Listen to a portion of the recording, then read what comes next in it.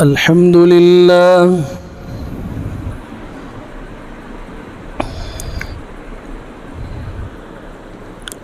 من وليم زيادك. الحمد لله نحمده ونستعينه ونستغفره ونؤمن به ونتوكل عليه ونعوذ بالله من شرور أنفسنا ومن سيئات أعمالنا.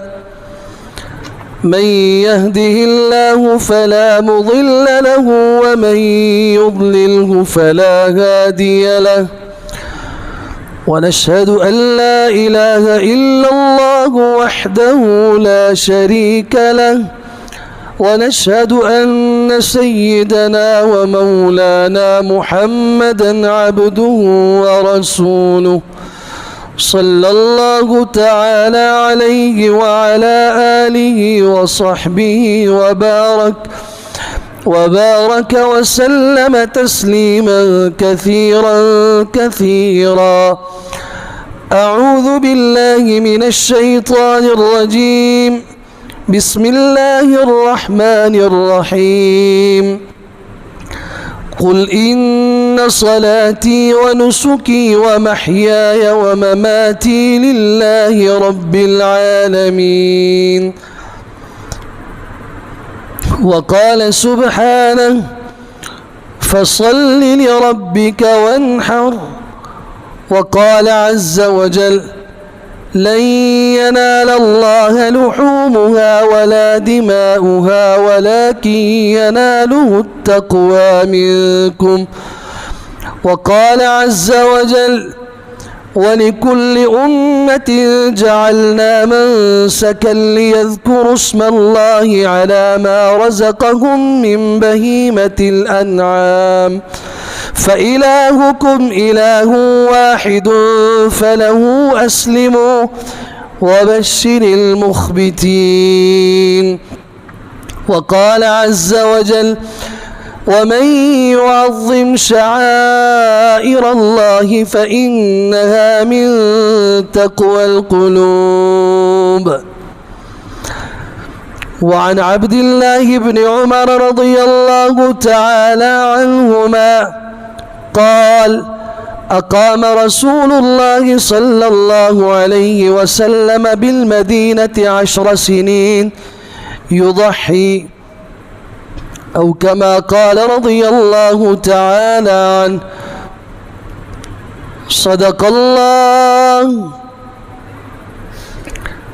وبلغنا رسول الله صلى الله عليه وسلم ونحن على ذلك لمن الشاهدين والشاكرين والحمد لله رب العالمين.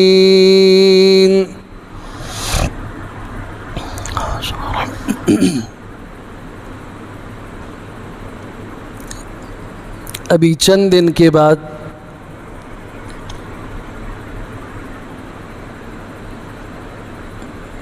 हिजरी साल का आखिरी महीना ज़िलहज्जा आने वाला है। इसके इब्तिदाई 10 दिन साल के सबसे बेहतरीन और अफजल तरीन अय्याम हैं। कुरान मजीद में 30वें पारे के अंदर सूरतुल फज्र में अल्लाह ताला ने कसम खाई है वल फज्र व लयालिन अश्र। कसम है फज्र की, कसम है 10 रातों की। चूँकि इस्लामी तारीख़ का आगाज़ रात से होता है, शाम से होता है, मगरिब से होता है, इसलिए यहाँ पे जो लयाल रातों का ज़िक्र किया गया इससे मुराद दिन है। पूरी उम्मत के अहले इल्म का इत्तिफ़ाक़ है साल की सबसे बेहतरीन रातें, अफजल तरीन रातें रमज़ानुल मुबारक के आखिरी अशरे की 10 रातें हैं और साल के सबसे अफजल तरीन दिन وہ ذی الحجہ کے ابتدائی 10 دن ہیں جن کی اللہ نے قسم کھائی ہے۔ امام الانبیاء صلی اللہ علیہ وسلم نے فرمایا، حضرت عبداللہ ابن عباس رضی اللہ تعالی عنہما کی روایت ہے کہ ان دنوں میں جو اعمال، جو نیکیاں کوئی انسان کرتا ہے، سال بھر کے باقی ایام میں کی جانے والی نیکیاں ان 10 دنوں میں کی جانے والی نیکیوں کے برابر نہیں ہو سکتی۔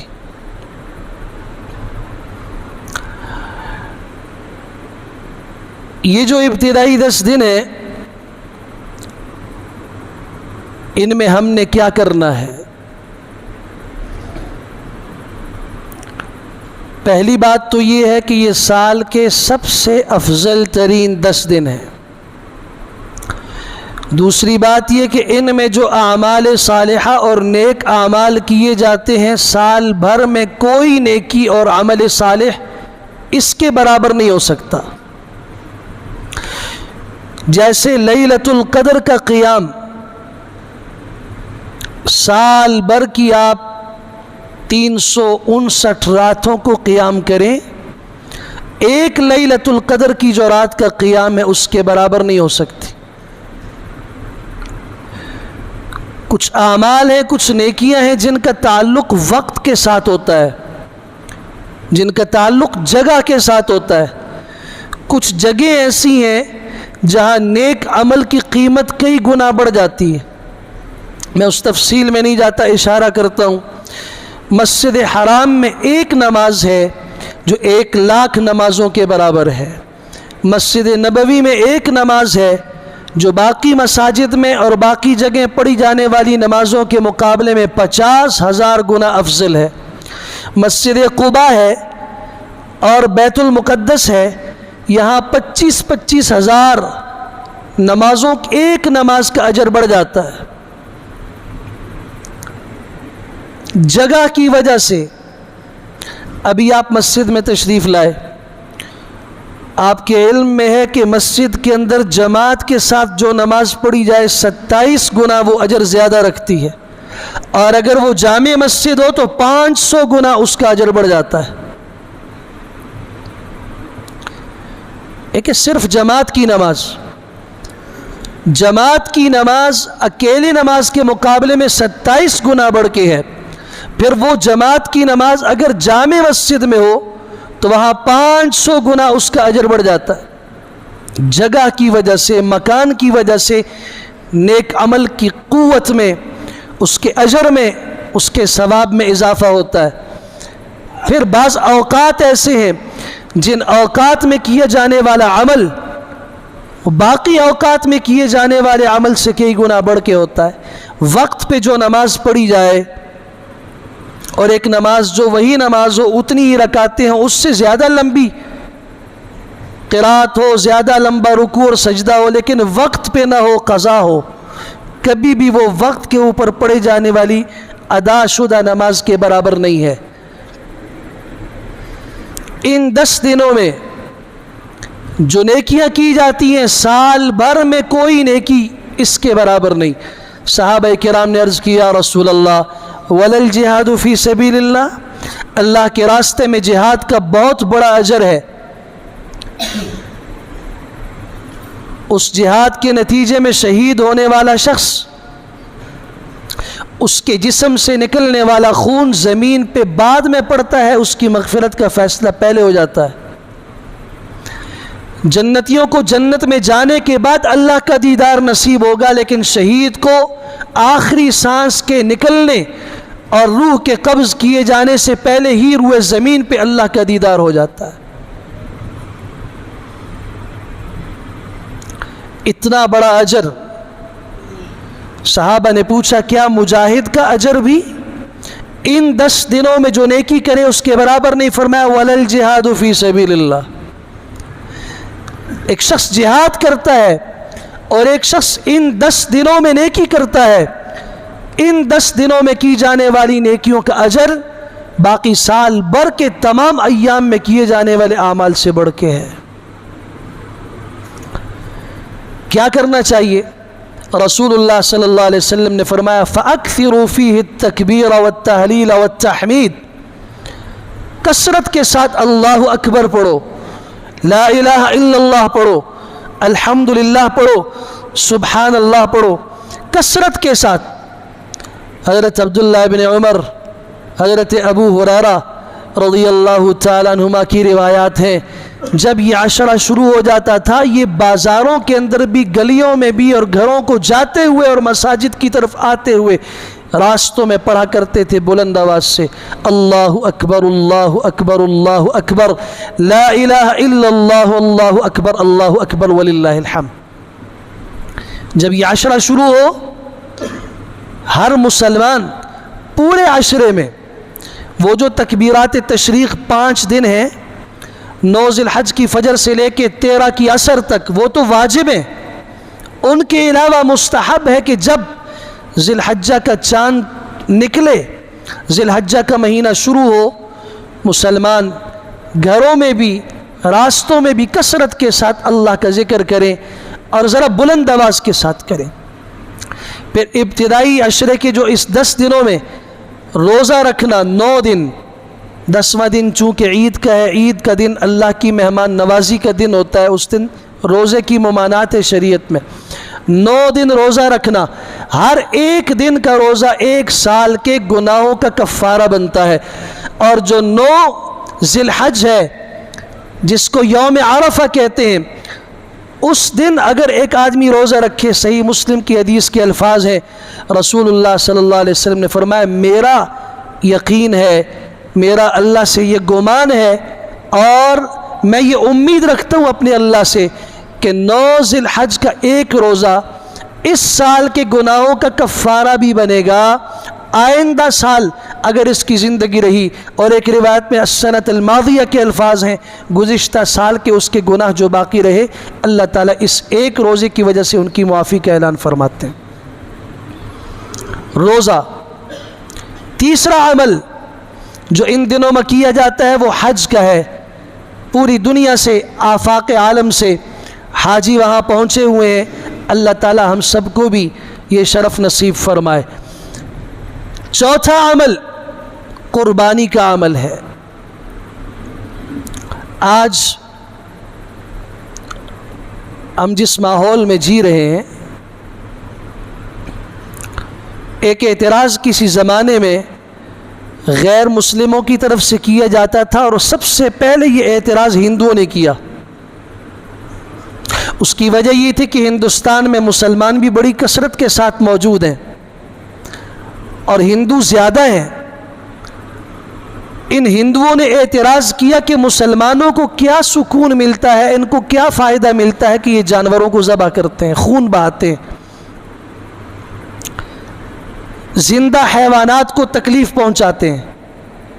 آہستہ آہستہ کر کے باقی دنیا نے بھی یہ اعتراض کرنا شروع کیا، اور جو ہمارے مسلمانوں میں سیکولر قسم کا ذہن رکھنے والے لوگ ہیں، لبرل قسم کے لوگ ہیں، آزاد خیال لوگ ہیں، انہوں نے بھی یہ کہنا شروع کر دیا کہ اگر قربانی پر جو رقم خرچ کی جاتی ہے، اسپتالوں کے بنانے پہ خرچ کی جائے، روڈوں اور سڑکوں کے بنانے پہ خرچ کی جائے، یتیموں پہ، بیواؤں پہ، مسکینوں پہ خرچ کی جائے، اس سے کوئی فلاحی اور رفاہی کام ہو، کنویں بنائے جائیں، ٹیوب ویل بنائے جائیں، خیر کے کوئی ایسے کام جو رفاہی امور ہیں اگر وہ کیے جائیں، کیا فائدہ ہے کہ مسلمان کروڑوں کی تعداد میں جانور ذبح کرتے ہیں، ان کا خون بہاتے ہیں؟ یہ مسلمانوں نے بھی کہنا شروع کیا۔ تو اس سلسلے میں پہلی بات ذہن میں رکھی، ہم قرآن و سنت کی اتباع کے پابند ہیں۔ ہندو کہے، کوئی عیسائی کہتا ہے، کوئی سکھ کہتا ہے، کوئی یہودی کہتا ہے، ایسا شخص جس کا تعلق اسلام سے نہیں ہے وہ کہتا ہے تو کہہ سکتا ہے، اس لیے کہ نہ وہ قرآن کو مانتا ہے نہ پیغمبر کے فرمان کو مانتا ہے، اس کی مرضی۔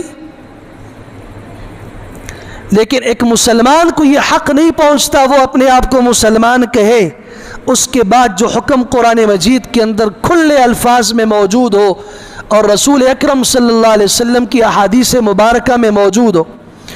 آپ سورہ انعام آیت 162 پڑھیے. حضور اقدس صلی اللہ علیہ وسلم کو حکم دیا گیا ہے قل ان صلاتی و نسکی و محیای و مماتی للہ رب العالمین. آپ کہہ دیجئے میری نماز اور میری قربانی، میرا جینا اور میرا مرنا، چاروں چیزیں اس اللہ کے لیے ہیں جو سارے جہانوں کا پالنے والا ہے، رب ہے.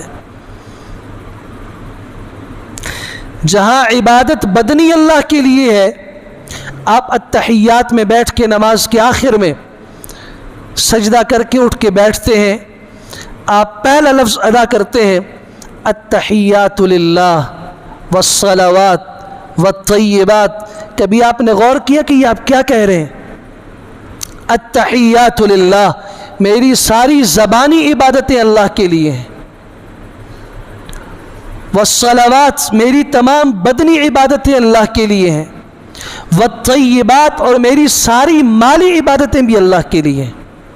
جہاں زکوٰۃ ہے، جہاں صدقات ہیں، جہاں یتیموں کا حق ہے، بیواؤں کا حق ہے، والدین کے حقوق ہیں، اولاد کے حقوق ہیں، بیوی کا حق ہے، شریعت اسلامیہ سے بڑھ کر کوئی کسی کا حق بتانے والا اور بنانے والا کون ہو سکتا ہے؟ کہ شریعت میں یہ ہو کہ آپ اگر گھر کے اندر کھانا بنا رہے ہوں، آپ کے پاس کھانا کم مقدار میں موجود ہو تو پانی ذرا زیادہ ڈال دو، اس کے اندر شوربہ بن جائے، قریب کے پڑوسیوں کو دے دو. اور اگر تمہاری اتنی وسعت نہیں کہ ان کو دے سکو، شوربہ بھی نہیں دے سکتے، تو پھر کم از کم اتنا خیال رکھو ایسا خوشبودار مسالہ استعمال نہ کرو، ایسی خوشبودار چیز نہ استعمال کرو کہ اس کی خوشبو آپ کے پڑوسی کو متاثر کرے. جہاں اتنی باریکیوں کا خیال رکھا گیا ہو، وہاں یہ کہا جائے کہ جی آپ قربانی کیوں کرتے ہو، آپ اس کی جگہ پہ یتیموں کا حق رکھو. جہاں دل کی سختی کا یہ علاج بتایا گیا، سنن ترمذی کی حدیث ہے، یا رسول اللہ صلی اللہ علیہ وسلم میرا دل بہت سخت ہے، نرمی کے لیے کوئی علاج تجویز فرمائیے. آپ علیہ السلام نے فرمایا کسی یتیم بچے کو دیکھو، اس کے سر پر دست شفقت رکھو، اللہ تمہارے دل کو نرم کر دے گا. چند دن کے بعد ملاقات ہوئی، پوچھا، نے کہا اللہ کی قسم جو علاج آپ نے تجویز فرمایا تھا، میں نے ایک یتیم کی کفالت کی، اس کے سر پہ ہاتھ رکھا، اس کی وجہ سے اللہ نے میرے دل کی سختی کو نرمی سے تبدیل کر دیا. جہاں صرف دست شفقت رکھنے کا یہ ہو، وہاں کیا ترغیب ہوگی کہ یتیم کی کفالت کا. آپ علیہ السلام نے فرمایا انا وکافل الیتیم فی الجنت کہاتین، جنت میں یتیم کی کفالت کرنے والا اور میں جنت میں اتنا قریب ہوں گے جیسے یہ 2 انگلیاں ہیں. یہ 2 انگلیاں اٹھا کے صحابہ کو بتایا آپ نے، جیسے یہ 2 انگلیاں قریب ہیں، ان کے بیچ میں کوئی فاصلہ نہیں ہے. یتیم کی کفالت کرنے والا قیامت میں جنت میں میرے اتنے قریب ہوگا. یہ لوگ سمجھتے نہیں ہیں کہ دین کی حقیقت کیا ہے. ایک ہے صرف زبان سے لا الہ الا اللہ محمد الرسول اللہ کہہ دینا، ایک ہے اس کی حقیقت کو دل میں اتار دینا. یہ کہنے والا کہتا ہے کہ جی جانور کیوں ذبح کیے جاتے ہیں، اس کی جگہ پہ غریبوں کا خیال کیوں نہیں رکھا جاتا. اگر آپ غور کریں تو یہ جانور جو منڈیوں میں آ کے بیچتے ہیں، یہ غریب لوگ ہوتے ہیں یا امیر لوگ ہوتے ہیں؟ جو لوگ جانور بیچنے والے ہیں یہ غریب لوگ ہیں یا امیر لوگ ہیں؟ سال بھر یہ لوگ جانور پالتے ہیں اس نیت سے کہ ہم جا کے فروخت کریں گے، عید کے قریب میں فروخت کریں گے، مسلمان اچھے طریقے سے اچھی قیمت سے وصول کرے گا. اور سال بھر میں جو جانوروں کی قیمتیں نہیں ہوتی، میں آپ سے پوچھنا چاہتا ہوں، وہ بکرا جو عام دنوں میں 20-25 ہزار کا بکتا ہے، وہ بڑا جانور جو 40-50-60 ہزار کا بکتا ہے، ڈبل سے ٹرپل قیمت پر ان دنوں میں بکتا ہے نہیں بکتا؟ یہ فائدہ غریب کا ہے امیر کا ہے؟ چارہ جو لوگ بیچتے ہیں آ کے جانوروں کے لیے، یہ غریب لوگ ہوتے ہیں امیر لوگ ہوتے ہیں؟ جن کی فصلوں میں وہ کھیتیاں اگانے والے لوگ، وہ زمیندار لوگ، یہ کون ہے؟ شریعت کا مزاج سمجھو. ان غریبوں سے خریدا، اور خریدنے کے بعد شریعت نے ترغیب دی کہ تم تو سال بھر کھاتے ہی رہتے ہو، یہ جانور تو تم اللہ کے نام پہ قربان کر رہے ہو، اس کا بہتر طریقہ یہ ہے کہ اسے اللہ کے نام پہ فقراء اور غرباء اور یتیموں اور ان لوگوں پہ خرچ کرو جو لوگ اس کی طاقت اور وسعت نہیں رکھتے۔ آج بھی میں خود ایسے لوگ دیکھ چکا ہوں الحمدللہ اپنے ملک میں، جو کئی جانور ذبح کر کے بعض مدارس کے اندر جا کے دے دیتے ہیں کہ طلبہ کو کھلا دیجئے، کچھ پورے کے پورا گوشت اٹھا کے صرف جانور کو ذبح کرتے وقت دیکھتے ہیں، دعا میں شریک ہوتے ہیں، اس کے بعد اس کی ایک بوٹی بھی خود نہیں استعمال کرتے۔ اور اگر یہ نہیں، غریب سے غریب آدمی بھی اگر ہمارے معاشرے میں قربانی کرنے والا موجود ہے، آپ سب حضرات، آپ جب قربانی کرتے ہیں تو پھر اس کے بعد جب گوشت گھر میں آتا ہے کیا کرتے ہیں؟ اس کے ساتھ 3 حصے بناتے ہیں، ہے یا نہیں؟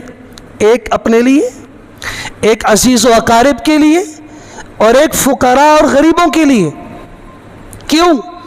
امام الانبیاء صلی اللہ علیہ وسلم کی سنت تھی، حضور اقدس صلی اللہ علیہ وسلم نے خوبصورت رنگ کے 2 سیاہ رنگ کے خوبصورت صحت مند فربا اور موٹے اور سینگوں والے خوبصورت 2 مینڈے خریدے، دمبے، انہیں اپنے دست مبارک سے ذبح کیا۔ پوچھا گیا 2 کیوں آپ نے ذبح کیے؟ تو آپ علیہ السلام نے 3 طرح کے الفاظ ارشاد فرمائے۔ آپ نے فرمایا ھذا منی، یہ جانور میری طرف سے ہے، وھذا من آل محمد، یہ میرے گھر والوں کی طرف سے ہے، میری آل کی طرف سے ہے۔ دوسری حدیث کے الفاظ ھذا منی، یہ جانور ایک میری طرف سے ہے، وھذا من امتی، یہ میری امت کی طرف سے ہے۔ تیسری حدیث کے الفاظ ھذا منی، یہ جانور ایک میری طرف سے ہے، وھذا ممن لم یضح من امتی، یہ میری امت کے ان افراد کی طرف سے ہے جو قربانی نہیں کر سکتے۔ یا سبحان اللہ، پوری امت کو بھی شامل کیا اجر میں، اپنی آل کو بھی خاص طور پہ ذکر کیا، اور امت کا وہ طبقہ جو قربانی کی طاقت نہیں رکھتا۔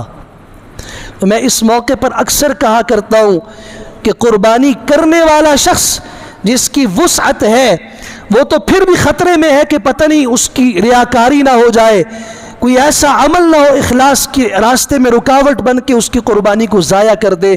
لیکن جو غریب قربانی کی طاقت نہیں رکھتا، اس کی طرف سے امام الانبیاء صلی اللہ علیہ وسلم نے قربانی کی ہے، اس کی قبولیت میں کوئی شک ہو سکتا ہے؟ حضرت علی رضی اللہ تعالیٰ کو وصیت فرمائی، سنن ابن ماجہ کے الفاظ ہیں، آپ نے حضرت علی سے فرمایا میرے بعد 2 قربانیاں، 2 جانور ذبح کرتے رہنا۔ تو ان کے شاگرد نے پوچھا حضرت آپ ہر سال 2 قربانیاں کیوں کرتے ہیں؟ یہ سوال پیش اس لیے آیا کہ یہاں غور کرنے کی ضرورت ہے۔ حضرت علی رضی اللہ عنہ وہ شخصیت ہیں جن کا بچپن حضور اقدس صلی اللہ علیہ وسلم کی تربیت میں گزرا، شادی کے موقع پر ان کا اپنا گھر نہیں تھا۔ حضور اقدس صلی اللہ علیہ وسلم نے اعلان کر کے فرمایا کوئی ہے جو علی کو اپنا ایک گھر دے دے اور اس کے بدلے میں جنت میں گھر لے لے؟ حضرت خیثمہ انصاری رضی اللہ عنہ کھڑے ہوئے، میں دیتا ہوں، کہ میں دیتا ہوں۔ آپ نے اپنا ایک دور کا گھر دیا۔ کچھ دنوں کے بعد حضور صلی اللہ علیہ وسلم نے فرمایا کہ وہ گھر ذرا دور ہے اور میں جب تک فاطمہ سے ملاقات نہ کروں مجھے سکون نہیں ملتا۔ ایسا نہیں کرتے ہو یہ مسجد نبوی کے قریب جو تمہارا گھر ہے یہ تم علی کو دے دو اور وہ والا تم رکھ لو؟ فرمایا یا رسول اللہ صلی اللہ علیہ وسلم، آپ پر تو ماں باپ کی قربان ساری دنیا قربان ہے، گھر کی کیا حیثیت ہے؟ وہ گھر بھی میں نے وقف کیا تھا، ان کا تھا، مسجد نبوی کے پڑوس کا گھر بھی میں حضرت علی کو دیتا ہوں۔ آپ کی آنکھیں اس سے ٹھنڈی ہوتی ہیں، اس سے بڑھ کر میرے لیے سعادت کی بات کیا ہو سکتی ہے؟ اپنا گھر نہیں تھا لیکن قربانیاں 2 ہو رہی ہیں۔ تب تو سوال پیدا ہوا حضرت دو کیوں کر رہے ہیں؟ فرمایا مجھے میرے پیغمبر صلی اللہ علیہ وسلم نے وصیت کی تھی کہ علی 2 قربانیاں کرنا. یہ اعتراض اس لیے کہ معلوم نہیں کہ اس قربانی کے نتیجے میں ملے گا کیا. حضرت فاطمہ الزہرا رضی اللہ تعالیٰ عنہ کا جانور ذبح ہو رہا ہے اور حضور صلی اللہ علیہ وسلم فرما رہے ہیں اے فاطمہ قریب آ جا، اشہدی اضحیتک، اپنی قربانی کے پاس کھڑی ہو جا. کیوں؟ اس لیے کہ قیامت کے دن اس کے جسم پہ جتنے بال ہیں، اس کے پاؤں میں جو کھر ہیں اور اس کی جو سینگ ہیں، یہ سارے کے سارے میزان عمل کے اندر اللہ کے ترازو میں 70 گنا بڑھا کے تولے جائیں گے. المعجم الکبیر امام طبرانی رحمۃ اللہ تعالی علیہ کی حدیث کی کتاب ہے. الترغیب والترہیب امام منذری رحمۃ اللہ تعالی کی کتاب ہے. دونوں نے اس حدیث کو نقل کیا ہے. ام المومنین سید عائشہ رضی اللہ تعالی عنہ فرماتی ہیں رسول اکرم صلی اللہ علیہ وسلم نے فرمایا انسان آدم علیہ السلام کی اولاد کو کوئی فرد 10 ذی الحج کو ایام قربانی میں قربانی سے بڑھ کر زمین پر کوئی افضل عمل کر ہی نہیں سکتا. کچھ بھی کرے وہ، جو قربانی کا اجر ہے من احراق الدم، خون بہانا، اب رہے کہ جی رفائی کاموں میں کیوں نہیں صرف کیا جاتا. مصیبت صرف یہ ہے کہ آپ اعتراض کرنے سے پہلے آپ ان مسلمان اور ہم جیسے کمزور لوگوں کے اعمال کو دیکھتے ہو، اس لیے اعتراض کرتے ہو. اللہ کی قسم اگر اسلام کا مزاج انفاق سمجھ میں آ جائے کہ اسلام میں انفاق فی سبیل اللہ کے راستے میں خرچ کرنے کا طریقہ کیا ہے، اس کا اجر کیا ہے، اس کی شکلیں کیا ہیں، یہ اگر صحیح معنوں میں سمجھ میں آ جائے تو تمام کے تمام اعتراض کی دیواریں خود بخود منہدم ہو جائیں. اسلام نے مزاج یہ دیا ہے اگر عرش کا سایہ چاہتے ہو نا، اس ہاتھ سے خرچ کرو، اس ہاتھ کو پتہ نہ ہونے دو. آج آپ کہتے ہیں کہ دنیا میں سب سے زیادہ ڈونیشن والا شخص، سب سے زیادہ خرچ کرنے والا بل گیٹس ہے اور فلاں ہے اور فلاں ہے. کیوں؟ اس لیے کہ یہ لوگ جو کرتے ہیں اس کی تختیاں لگاتے ہیں، وہ دکھاتے ہیں. اسلام نے جو مزاج بتایا ہے مسلمان اس ہاتھ سے خرچ کرتا ہے، وہ اپنی بیوی کو، شریک حیات کو نہیں بتاتا کہ میں کہاں خرچ کر رہا ہوں.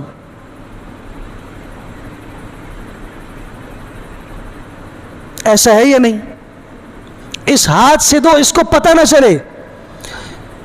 کتنے لوگ ایسے ہیں جو دنیا سے گئے، جانے کے بعد ہزاروں لوگ ان کے دروازے پہ آ گئے ان کی اولاد کے پاس کہ آپ کے ابا ان بیواؤں کی خدمت کیا کرتے تھے، ہر مہینے ان یتیموں کی کفالت کیا کرتے تھے، یہ مساجد کا نظام چلایا کرتے تھے. آپ کو تو البیک کے کھانے بڑے اچھے لگتے ہیں اور کہتے ہیں جو حج اور عمرے پہ جائے البیک کا کھانا نہ کھائے تو یہ کچھ نہیں. ذرا اس کے پیچھے اس کی تاریخ بھی تو پڑھو، میں تفصیل میں نہیں جاتا. جب یہ بندہ فوت ہوا ہزاروں لوگ آئے اور کہا کہ جی مساجد کا انتظام چل رہا تھا، فلاں فلاں مؤسسات خیر کے چل رہے تھے، اتنی یتیم بچے اور اتنی عورتیں، بیوائیں اور غریب اور مسکین. تو بیٹوں نے کہا آپ پریشان نہ ہو، ہمارا باپ 1 ریال ایک کھانے اور ایک پارسل کے اندر خرچ کیا کرتا تھا، ہم 2 بھائی ہم 2 ریال دیا کریں گے. پتہ تب چلتا ہے جب دنیا سے چلا جائے. تمہیں مسلمان نظر نہیں آتے کہ مسلمان کیسے خرچ کرتے ہیں. میں اپنے ماحول کی بات نہیں کر رہا، ہمارے ماحول میں تو جب تک سب دیکھیں نا اس وقت تک تو وہ صدقہ قبول ہی نہیں ہوتا، اس وقت تک تو وہ عمل قبول ہی نہیں ہے ہمارے ہاں. لیکن اسلام کا مزاج یہ نہیں ہے. اس لیے آج دنیا انگلی اٹھا رہی ہے کہ شاید مسلمانوں کے ہاں یتیموں کے لیے کوئی پیکیج نہیں ہے، غریبوں کے لیے کچھ نہیں ہے، بس جانور ذبح کرو خود کھاؤ. حالانکہ اسی کی برکت دیکھ لیجئے، ہندوستان کے اندر ہم سے کئی گنا بڑا ملک ہے، گائے کی قربانی پر اور گائے کے ذبح کرنے پر پابندی ہے وہاں، کیونکہ ان کی ماں ہے۔ اس پابندی کے باوجود آپ رپورٹ پڑھ لیجئے کہ جس طریقے سے وہاں پہ گاؤں کی تعداد ہونی چاہیے اتنی گائے موجود نہیں ہے۔ نظام فطرت میں جب دخل دو گے تو اللہ تعالیٰ برکتیں اٹھا لے گا۔ ایک بلی اور ایک کتا اور ایک وہ حرام جانور جن کے بچے 6 8 8 10 ہوتے ہیں، ہونا تو یہ چاہیے کہ گلیاں بھر جائیں ان سے، لیکن آپ کو یہ نہیں نظر آئیں گے۔ بکریاں روزانہ ذبح ہو رہی ہیں، بھیڑیں ذبح ہو رہی ہیں، جانور ذبح ہو رہے ہیں، حلال جانور روز کی بنیاد پہ ذبح ہو رہے ہیں، ہونا تو چاہیے کہ ختم ہو جائیں۔ اللہ کا نظام یہ ہے کہ حلال جانور میں اللہ نے برکت رکھی ہے اور قیامت کی صبح تک یہ برکتیں جاری رہیں گی۔ یہ لوگ قربانی کی حقیقت کو نہیں سمجھے۔ فَصَلِّ لِرَبِّكَ وَانْحَرْ، جہاں اللہ تعالیٰ نے اعلان کیا کہ اے حبیب صلی اللہ علیہ وسلم ہم نے آپ کو خیر کثیر عطا فرمائی، دنیا میں بھی اور آخرت میں بھی دیں گے، آپ نے کیا کرنا ہے؟ فَصَلِّ لِرَبِّكَ وَانْحَرْ، آپ اپنے رب کے لیے نماز قائم کریں اور قربانی کیجئے۔ نحر کس کو کہتے ہیں؟ قربانی کو۔ اور قربانی بھی کس کی؟ اونٹ کی، کیونکہ عرب سرزمین میں سب سے عمدہ قربانی اور عمدہ جانور جو سمجھا جاتا ہے وہ اونٹ کو سمجھا جاتا ہے۔ آپ سب سے عمدہ جانور کی قربانی کیجئے۔ وَالْبُدْنَ جَعَلْنَاهَا لَكُم مِّن شَعَائِرِ اللَّهِ، سورہ حج پڑھیے آپ۔ قربانی کے جانور کو ہم نے شاعر اللہ میں سے بنایا ہے۔ شاعر اللہ کس کو کہتے ہیں؟ دین اسلام کی وہ خصوصی نشانیاں اور علامات جن سے اسلام سمجھ میں آتا ہے، اور اس کی تعظیم کیا ہے؟ وَمَن يُعَظِّمْ شَعَائِرَ اللَّهِ فَإِنَّهَا مِن تَقْوَى الْقُلُوبِ، جس نے شاعر اللہ کی تعظیم کی اس کے دل میں اللہ تعالیٰ تقوی پیدا فرمائیں گے۔ جو یہ بات کہتا ہے اس کے دل میں تقوی ہی نہیں ہے۔ کیوں؟ لَن يَنَالَ اللَّهَ لُحُومُهَا وَلَا دِمَاؤُهَا وَلَكِن يَنَالُهُ التَّقْوَى مِنكُمْ، یہ اعلان بھی کر دیا کہ جو تم جانور ذبح کرتے ہو، اس کی گردن پہ چھری چلاتے ہو، نہ اس کا گوشت اللہ کو چاہیے نہ اس کا خون اللہ تک پہنچتا ہے، ہاں اللہ تعالیٰ تمہارے دلوں میں پوشیدہ تقوی کو دیکھنا چاہتا ہے۔ کیا اللہ کو پتہ نہیں کہ اس کے دل میں تقوی ہے؟ پھر دیکھنے کا مطلب کیا؟ اس تقوی کے اثرات اس کی شخصیت پر، اس کے افراد پر، اس کے اطراف میں اللہ تعالیٰ ظاہر کرے گا ان چیزوں کی بنیاد پر کہ اگر وہ شاعر اللہ کی تعظیم کر رہا ہے، بیت اللہ کی تعظیم کرے، رسول اللہ کی تعظیم کرے، صحابہ کرام کی تعظیم کرے، کلام اللہ قرآن کی تعظیم کرے، علماء کی تعظیم کرے، مساجد جو بیت اللہ کی شاخیں ہیں ان کی تعظیم کرے، یہ سب شاعر اللہ ہیں، دین کی نشانیاں ہیں۔ دین کی حقیقت اصل میں ہے یہ تسلیم اور رضا۔ حضرت ابراہیم علیہ السلام نے فرمایا تھا اسلمت لرب العالمین، میں رب العالمین کے تابع ہو گیا، جیسا اللہ کی مرضی ہوگی میں اسی پہ چلوں گا۔ حضرت ابراہیم علیہ السلام نے جب اسماعیل علیہ السلام کو ذبح کے لیے لٹایا ہے تو قرآن مجید نے جو انداز اختیار کیا بیان کا، یہ نہیں کہا کہ ابراہیم علیہ السلام نے اسماعیل کو زمین پہ لٹا دیا اور ذبح کر دیا۔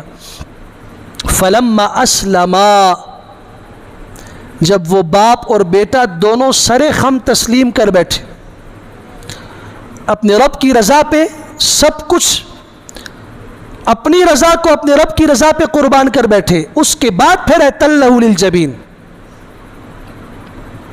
پیشانی کے بل ان کو لٹایا۔ یہ کام بعد میں کیا ہے، پہلے دونوں راضی ہوئے اللہ کی رضا پہ۔ یہ ہے حقیقت قربانی کی، یہ حقیقت پورے دین کی۔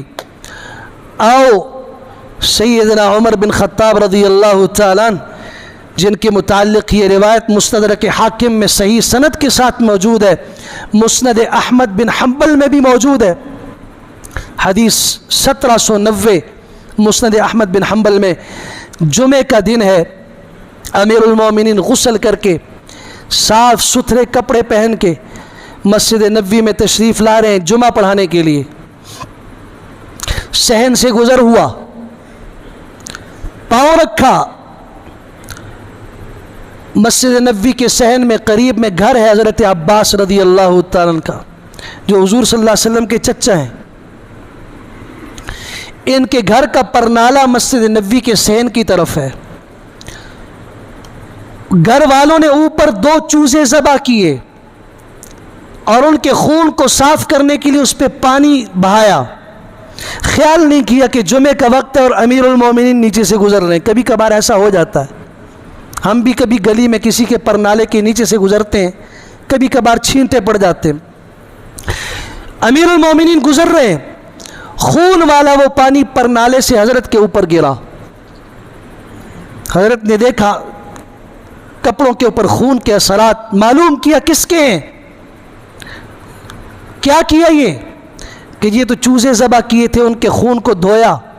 امیر المومنین واپس گھر گئے، دوبارہ سے کپڑے پہنے تشریف لائے اور جانے سے پہلے حکم دیا کہ اس پرنالے کو اکھاڑ دو۔ یہاں سے پرنالے کو اکھاڑ دیا گیا۔ حضرت نے خطبے دیے، نماز جمعہ سے فارغ ہوئے، اترنے والے تھے، حضرت عباس کھڑے ہو گئے، فرمایا امیر المومنین یہ پرنالہ آپ نے ہٹایا ہے؟ فرمایا ہاں۔ کس کی اجازت سے؟ تو میرا گھر تھا، میرا پرنالہ ہے، کس کی اجازت سے آپ نے ہٹایا؟ آپ ساتھ ساتھ غور کیجئے کہ دین کہتے کس کو ہیں، اور دین کا نظام عدل بھی سمجھیے۔ اور پھر اگر ایک جگہ پہ غلطی ہو گئی اس کی تلافی کیسے ہوگی؟ امیر المومنین آپ نے کیسے ہٹایا اس کو؟ فرمایا دیکھتے نہیں ہو کہ وہاں سے نمازیوں کو تکلیف ہوتی ہے، ان پہ چھینٹے گرتے ہیں بارش کے بھی، اور آج تو مجھ پہ خون کے چھینٹے گرے ہیں۔ فرمایا کہ یہاں آپ کو پتہ ہے کہ یہ پرنالہ کس نے نصب کروایا ہے؟ کہا کہ مجھے نہیں علم۔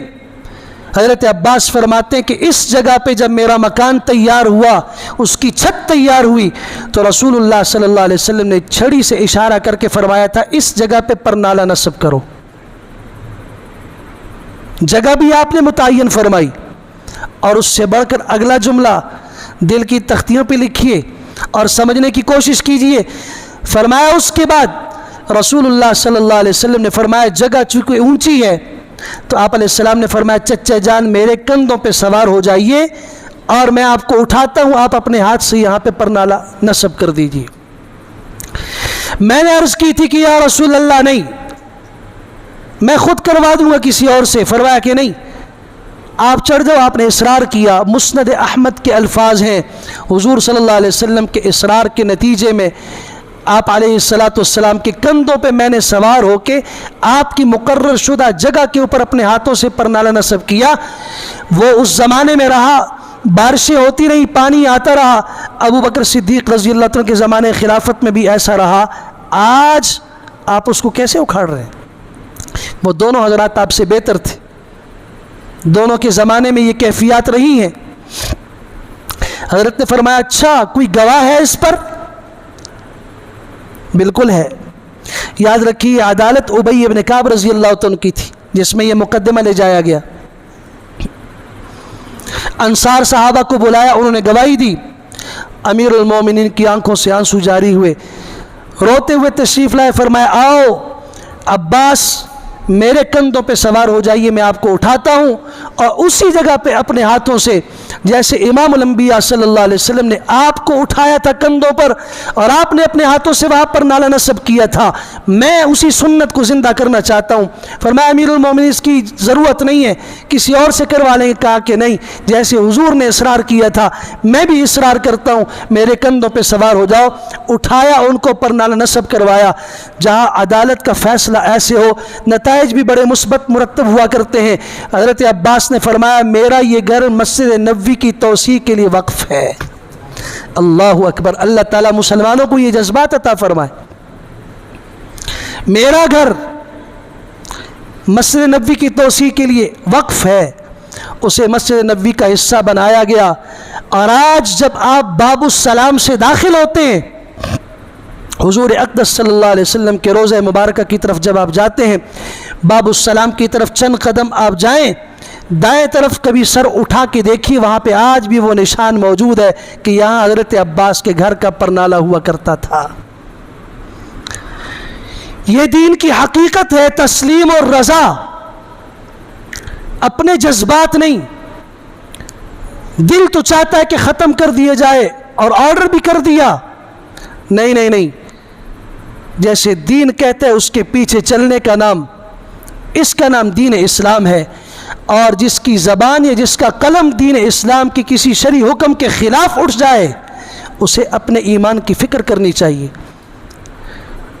اسے اس بات کی فکر ہونی چاہیے کہ اس کے دل میں دین کی کوئی وقت نہیں ہے۔ بڑی آسانی سے کہہ دیتے ہیں کہ جی سنت ہی تو ہے، قربانی کوئی فرض تو نہیں، کوئی واجب تو نہیں، سنت ہی تو ہے۔ حالانکہ حضرات احناف کے نزدیک واجب ہے یہ، اور اس کی دلیل ابن ماجہ کی حدیث کے وہ الفاظ ہیں، آپ علیہ السلام نے فرمایا من وجد سعہ، جو وسعت پائے، ولم یضحی، قربانی نہ کرے، فلا یقربن مصلانا، وہ ہماری عیدگاہ میں نہ آئے، ہماری عیدگاہ کے قریب وہ شخص نہ آئے جو قربانی کی وسعت رکھتے ہوئے بھی قربانی نہیں کر رہا۔